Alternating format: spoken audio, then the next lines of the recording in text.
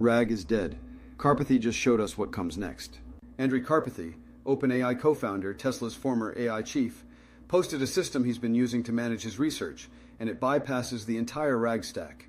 No vector databases, no embeddings, no chunking. Instead, the LLM itself acts as a research librarian, reading raw documents, compiling them into a structured Markdown wiki, writing summaries, creating backlinks, and running health checks to keep the whole thing consistent. He calls it LLM Knowledge Bases. And at 100 articles and 400,000 words, it just works, without a retrieval pipeline. Here's why this matters.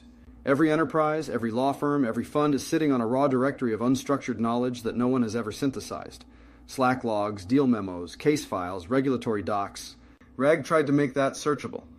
This approach makes it understandable and auditable, because every claim traces back to a readable file.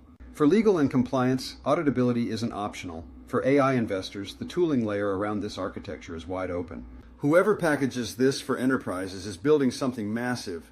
Watch this space and tell me in the comments, is this the RAG replacement you've been waiting for?